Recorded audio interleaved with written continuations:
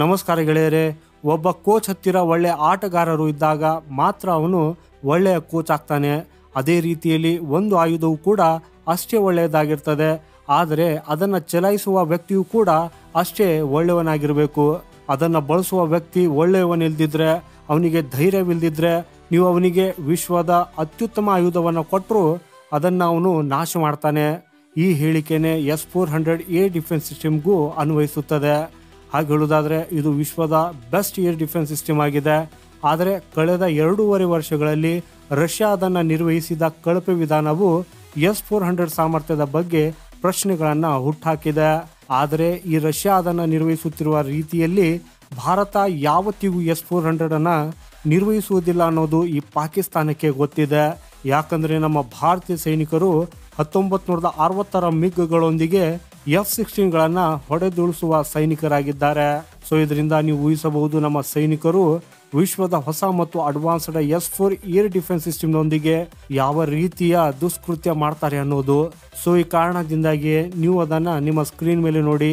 ಹೇಗೆ ಭಾರತ ಮತ್ತು ಪಾಕಿಸ್ತಾನದ ನಡುವೆ ಯುದ್ಧದ ಸಾಧ್ಯತೆ ಭಯಾನಕ ರೂಪ ಪಡಿತಾ ಇದೆ, ಹಾಗಾಗಿ ಪಾಕಿಸ್ತಾನವು ತನ್ನ 50 F-16 ಯುದ್ಧ ವಿಮಾನಗಳನ್ನು ಭಾರತೀಯ ಗಡಿಯ ಬಳಿಯಿಂದ ತೆಗೆದು ಹಾಕಿದೆ.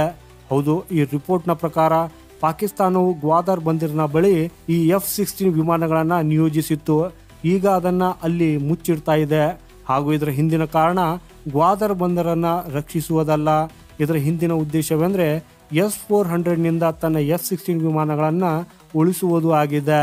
ಯಾಕಂದರೆ ಈ ಪಾಕಿಸ್ತಾನದ ವಾಯುಪಡೆಯಲ್ಲಿರುವ ಏಕೈಕ ಉತ್ತಮ ಆಯುಧ ಅಂದರೆ ಅದು F-16 ಫೈಟರ್ ಜೆಟ್ ಆಗಿದ್ದು, ಉಳಿದವು ಚೀನಾದ ಕಸವಾಗಿದೆ. ಇಲ್ಲಿ ಭಾರತ ಚೀನಾದ ಕಸವನ್ನು ಹೊಡೆದುಳಿಸಿದ್ರು ಕೂಡ ಚೀನಾ ಅವರಿಗೆ ಇನ್ನೂ ಹೆಚ್ಚಿನ ಕಸವನ್ನು ಕೊಡಬಹುದು. ಆದರೆ F-16 ಹೊಡೆದುಳಿಸಿದ್ರೆ ಯುರೋಪ್ ಅಥವಾ ಅಮೆರಿಕ ಅವರಿಗೆ ಹೆಚ್ಚು ಗುಣಮಟ್ಟದ ಶಸ್ತ್ರಾಸ್ತ್ರಗಳನ್ನು ಕೊಡೋದಿಲ್ಲ ಮತ್ತು ಅವರ ಬಳಿ ಅಷ್ಟು ಹಣನೂ ಇಲ್ಲ. ಅದಕ್ಕಾಗಿ ಅವರು ತಮ್ಮ ಅತ್ಯಮೂಲ್ಯ ಆಸ್ತಿಯನ್ನು ಉಳಿಸುವುದಕ್ಕಾಗಿ ತಮ್ಮ ಕೈಲಾದಷ್ಟು ಪ್ರಯತ್ನಿಸುತ್ತಿದ್ದಾರೆ. ಹಾಗೂ ಇದರ ಹಿಂದಿನ ಕಾರಣ S-400 ಮತ್ತು ಅದರ ETC. ಆ್ಯಕ್ಚುಲಿ S-400 ಪಾಕಿಸ್ತಾನದ ಪ್ರಾಕ್ಟಿಕಲ್ ETC ಅಂತ ಪರಿಗಣಿಸಿ, ಅಂದರೆ ಏರ್ ಟ್ರಾಫಿಕ್ ಕಂಟ್ರೋಲರ್.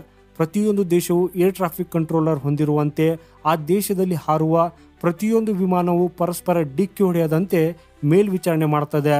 ಸೊ ಇದರಿಂದ ಯಾವುದೇ ಶತ್ರು ವಿಮಾನವು ದೇಶದೊಳಗೆ ಪ್ರವೇಶಿಸುವುದಿಲ್ಲ. ಹೇಳೋದಕ್ಕೆ ಈ S-400 ಭಾರತದ ಆಯುಧ, ಆದರೆ ಅದು ಪಾಕಿಸ್ತಾನದ ETC ಆಗಿದೆ. ಯಾಕಂದರೆ ಅದರ ಟ್ರ್ಯಾಕಿಂಗ್ ರೇಂಜು 600 ಕಿಲೋಮೀಟರ್ದಾಗಿದೆ. ಅಂದರೆ ಇಡೀ ಪಾಕಿಸ್ತಾನದಲ್ಲಿ ಒಂದು ಪಕ್ಷಿಯು ಹಾರಿದರೂ ಪಾಕಿಸ್ತಾನಕ್ಕಿಂತ ಮೊದಲೇ ಭಾರತಕ್ಕೆ ಅದರ ಬಗ್ಗೆ ಗೊತ್ತಾಗ್ತದೆ. ಯಾಕಂದರೆ ಪಾಕಿಸ್ತಾನದ ರೆಡಾರ್ಗಳು ಔಟ್ಡೇಟೆಡ್ ಇದ್ದು ಅವುಗಳು ಲೋ ಫ್ರೀಕ್ವೆನ್ಸಿ ಇರುವಂತಹದ್ದಾಗಿವೆ. ಭಾರತದಲ್ಲಿ S-400 ಇದೆ. ಈ ಕಡೆ ಪಾಕಿಸ್ತಾನದ ಸಂಪೂರ್ಣ ಭೂಮಿ ಸಮತಟ್ಟಾಗಿದೆ. ಅಲ್ಲಿ ಹೆಚ್ಚಿನ ಪ್ರದೇಶಗಳಲ್ಲಿ ಪರ್ವತಗಳಿಲ್ಲ. ಈ ಕಾರಣದಿಂದಾಗಿ S-400ನ ಸಂಪೂರ್ಣ ರೆಡಾರ್ ವೇವ್ಲೆಂತು ಪಾಕಿಸ್ತಾನದಾದ್ಯಂತ ಕಾರ್ಯನಿರ್ವಹಿಸುತ್ತದೆ. ಸೊ ಹಾಗಾಗಿ ಭಾರತವು ಪಾಕಿಸ್ತಾನದಲ್ಲಿ ಹಾರುವ ಯಾವುದೇ ಯುದ್ಧ ವಿಮಾನದ ಬಗ್ಗೆ ನಿಮಿಷದಿಂದ ನಿಮಿಷದ ಸುದ್ದಿಗಳನ್ನು ಪಡೆಯುತ್ತದೆ. ಹಾಗೂ ಅದರ ನಂತರ ಅದರ ಮಾರಕ ಕ್ಷಮತೆಯು 400 ಕಿಲೋಮೀಟರ್ದಾಗಿದೆ. ಅಂದರೆ ನಾವು ಪಾಕಿಸ್ತಾನದ ಯಾವುದೇ ಯುದ್ಧ ವಿಮಾನವನ್ನು ಕ್ಷಣಾರ್ಧದಲ್ಲಿ ಹೊಡೆದುಳಿಸಬಹುದು. ಹಾಗೂ ಇವತ್ತಿಗೆ ಈ ಪಾಕಿಸ್ತಾನದ ಬಳಿ S-400ನೊಂದಿಗೆ ಸ್ಪರ್ಧಿಸಬಹುದಾದ ಅಂತಹ ಯಾವುದೇ ಸ್ಟೆಲ್ತ್ ಆಯುಧವಿಲ್ಲ. ಇದರ ಹೊರತಾಗಿ ಅವರ ಹತ್ತಿರ ಇರುವ ಹೆಚ್ಚಿನ ಯುದ್ಧ ವಿಮಾನಗಳ ರೆಡಾರ್ ಕ್ರಾಸ್ ಸೆಕ್ಷನ್ನು ತುಂಬ ಎತ್ತರವಾಗಿದ್ದು ಅವುಗಳನ್ನು ಬಹಳ ಸುಲಭವಾಗಿ ಟ್ರ್ಯಾಕ್ ಮಾಡಬಹುದು. ಹಾಗೂ ಕೆಲವೇ ಸೆಕೆಂಡುಗಳಲ್ಲಿ ಈ S-400 ತನ್ನ ಇಂಟರ್ಸೆಪ್ಟ್ ಮಿಸೈಲ್ಗಳಿಂದ ಅವುಗಳನ್ನು ಹೊಡೆದುಳಿಸಬಹುದು. ಇದೇ ಕಾರಣಕ್ಕಾಗಿ ಪಾಕಿಸ್ತಾನವು ತನ್ನ ಅತ್ಯಮೂಲ್ಯ ಅಸೆಟ್ F-16 ಭಾರತೀಯ ಗಡಿಯಿಂದ ಸಾಧ್ಯವಾದಷ್ಟು ದೂರಕ್ಕೆ ತೆಗೆದುಕೊಂಡು ಹೋಗ್ತಾ ಇದೆ. ಹಾಗೂ ಅವರಿಗೆ ಪ್ರಾಪರ್ ಬೇಯಿಸಿರುವ ಅತ್ಯಂತ ದೂರದ ಸ್ಥಳವೆಂದರೆ ಗ್ವಾದರ್ ಬಂದರು. ಅಲ್ಲಿ ಬಂಕರ್ಗಳಿಗಾಗಿ ಕಾರ್ಯನಿರ್ವಹಿಸುವ ಯುದ್ಧ ವಿಮಾನಗಳಿಗಾಗಿ ಹ್ಯಾಂಗರ್ಗಳನ್ನು ನಿರ್ಮಿಸಲಾಗಿದೆ.